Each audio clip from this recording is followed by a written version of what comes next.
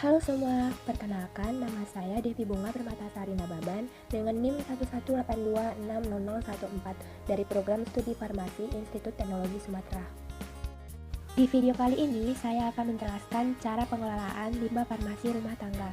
Sebelumnya, apa sih itu limbah farmasi? Limbah farmasi adalah limbah yang mengandung bahan farmasi yang mencakup produk farmasi, obat-obatan, vaksin, serum yang sudah kadaluarsa atau tidak diperlukan lagi, tumpah dan terkontaminasi, dan harus dibuang dengan tepat. Kemudian, apakah kamu tahu limbah farmasi rumah tangga itu apa? Limbah farmasi rumah tangga yaitu limbah yang mencakup obat-obatan resep kadaluarsa dan yang sudah menjadi bekas, produk perawatan pribadi yang digunakan di rumah.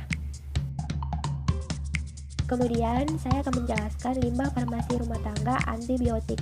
Karena semakin banyaknya penggunaan antibiotik di masyarakat, semakin tinggi pula produksi antibiotik pada industri farmasi, sehingga limbah yang dihasilkan juga ikut meningkat. Padahal, limbah antibiotik sangat berbahaya bagi lingkungan jika tidak diolah dengan baik. Pada jangka panjang, keberadaan limbah antibiotik pada lingkungan akan menyebabkan resistensi bakteri. Selanjutnya, cara pengelolaan limbah antibiotik. Cara pengelolaan limbah antibiotik itu ada dua. Yang pertama yaitu berbentuk tablet, pil, puyer, salep, dan krim. Cara pengelolaannya yang pertama yaitu ambil obat dari kemasan aslinya. Yang kedua, buat obat menjadi berbentuk tidak utuh atau dihancurkan.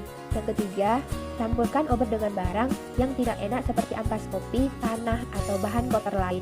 Yang keempat, letakkan campuran dalam wadah yang bisa ditutup, seperti plastik, kaleng, atau wadah lain. Tujuannya untuk menjaga wadah yang tidak tumpah atau bocor ke lingkungan. Yang kelima, buang wadah ke tempat sampah di rumah masing-masing.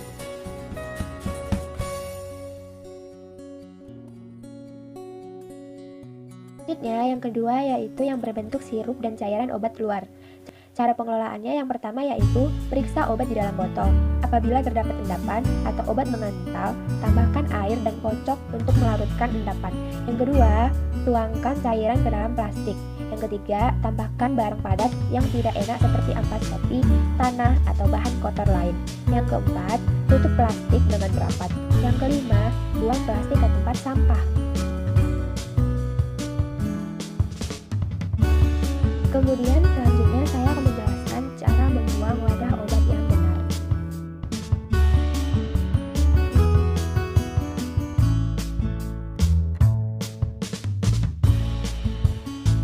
Yang pertama yaitu hilangkan seluruh informasi pribadi dari kemasan obat yang sudah kosong.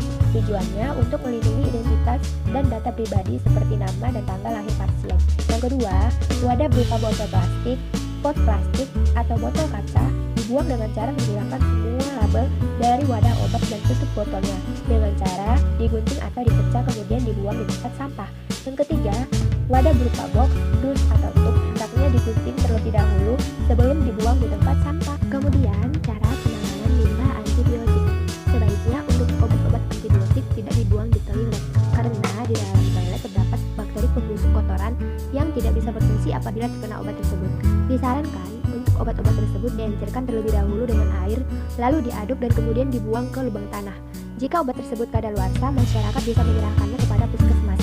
Ditekankan agar tidak membuang obat yang masih utuh lengkap dengan kemasan aslinya di tempat sampah. Selanjutnya yaitu limbah farmasi rumah tangga non-antibiotik. Kapan obat sudah tidak dapat dikonsumsi? Obat tidak dapat dikonsumsi ketika terjadi perubahan fisik obat, seperti perubahan warna, bau, dan rasa, dan melewati batas kadaluarsa yang tertera pada label. Cara membuang obat non-antibiotik yaitu ada dua. Yang pertama yaitu obat biasa, yaitu yang tidak mencampurkan obat dengan sampah makanan agar tidak termakan oleh hewan.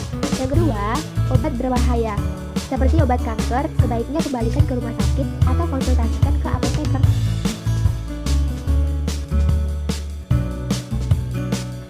Kemudian, cara pengelolaan limbah obat non-antibiotik. Itu ada tiga, yaitu obat non-antibiotik padat, seperti proses penghancuran. Yang kedua, obat non-antibiotik sirup, yaitu pembuangan langsung. Yang ketiga, obat non-antibiotik semi padat, seperti proses pemisahan. Kemudian, di sini ada tanda-tanda kerusakan obat. Tanda-tanda kerusakan obat ada dua. Yang pertama yaitu tanda umum. Tanda umum seperti pertama, melewati tanggal kadaluarsa pada kemasan. Yang kedua, kemasan rusak. Yang ketiga, label pada kemasan tidak lengkap, ada yang hilang atau tidak terbaca. Yang keempat, terjadi perubahan organoleptis seperti warna, bau, dan rasa.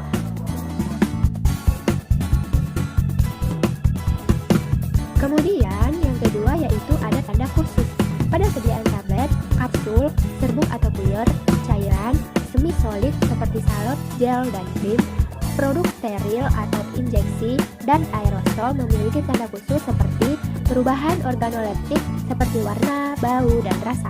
Kemudian ada bentuk sediaan. Dan yang terakhir ada sifat sediaan.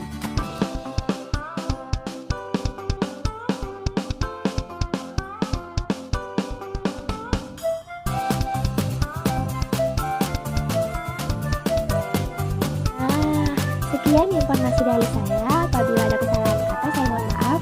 Dan semoga